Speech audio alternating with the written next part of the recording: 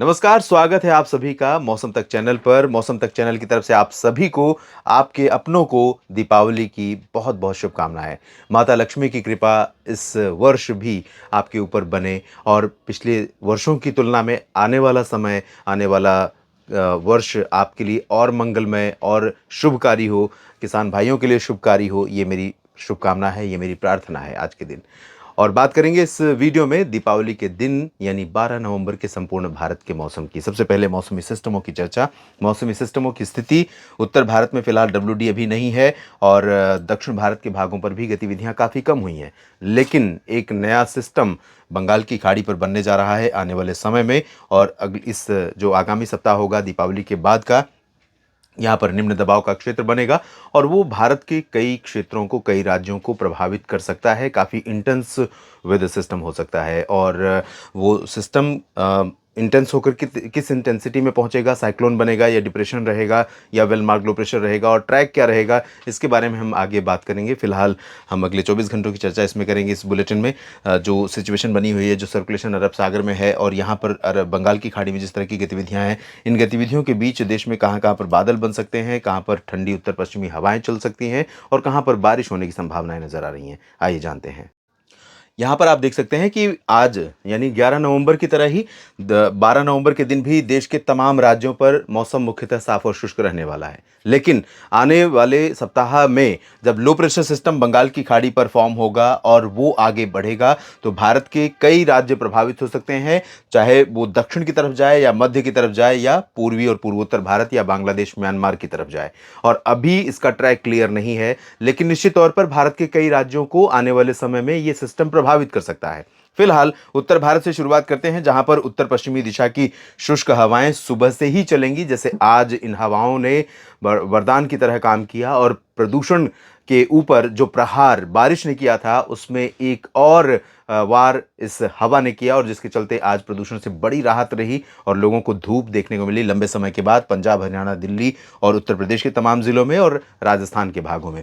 पर्वतीय क्षेत्रों की अगर हम बात करें तो अगले 24 घंटों के दौरान हो सकता है कि जम्मू कश्मीर में कहीं कहीं पर पारा शून्य के आसपास पहुंचने लगे, क्योंकि 1 डिग्री के आसपास रिकॉर्ड किया गया है आज, और कल यहां पर और तापमान में गिरावट हो।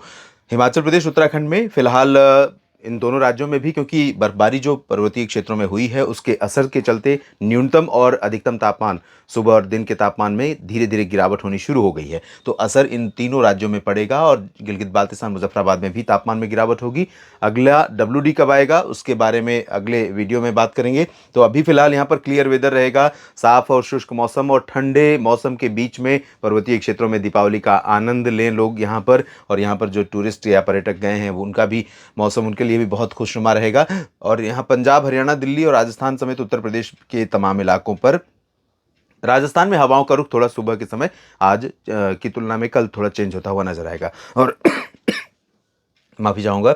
और यहाँ से जो हवाएं चलेंगी पंजाब से लेकर के उत्तर प्रदेश और बिहार तक, इन हवाओं के कारण पोल्यूशन, धुंध या कुहासा, ये सब कुछ यहाँ पर साफ होगा। तो इसके चलते यहाँ पर मौसम काफ़ी सुहावना और काफ़ी प्लेजेंटली कूल वाला मौसम रहेगा, ठंडा मौसम रहेगा दिल्ली एनसीआर में भी। लेकिन आज की तुलना में थोड़ा सा धुंध कल आपको दिल्ली एनसीआर समेत हरियाणा और पंजाब तथा उत्तर प्रदेश में बढ़ती हुई नजर आ सकती है, राजस्थान के भागों पर भी नजर आ सकती है।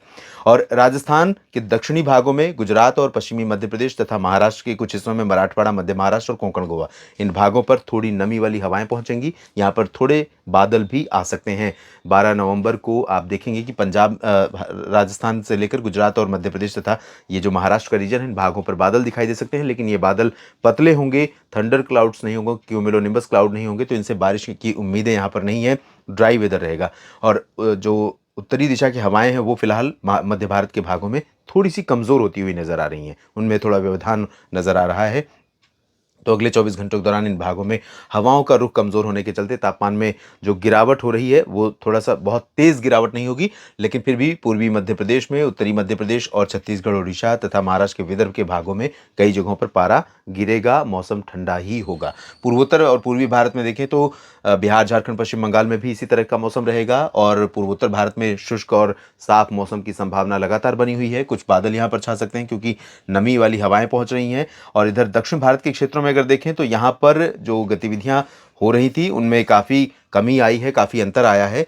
लेकिन बंगाल की खाड़ी के सक्रिय होने के चलते ये गैप, ये ब्रेक कंडीशन मानसून में जो नॉर्थ ईस्ट मानसून यहाँ पर चल रहा है उसमें बहुत लंबा ब्रेक नहीं रहेगा, जल्दी ही बारिश बढ़ेगी। फिलहाल जो तमिलनाडु और केरल का रीजन है, लक्षद्वीप और पुदुचेरी का रीजन है, इन भागों में कुछ स्थानों पर हल्की वर्षा हो सकती है। खासतौर पर तटीय तमिलनाडु और तटीय केरल लक्षद्वीप में, आंतरिक इलाकों में कर्नाटक, गोवा से लेकर तेलंगाना और आंध्र प्रदेश समेत इन सभी भागों में शुष्क मौसम बना रहेगा अगले 24 घंटों के दौरान।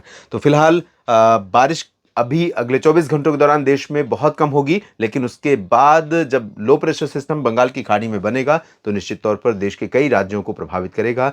अपडेट करेंगे अगले बुलेटिन्स में, लगातार मेरे साथ बने रहिए और चैनल को अब तक सब्सक्राइब नहीं किया है तो ज़रूर कर लीजिए, बेल आइकन पर क्लिक कर लीजिए ताकि हर वीडियो का नोटिफिकेशन आपके फ़ोन पर पहुंचता रहे और आपको वीडियो ढूंढना ना पड़े।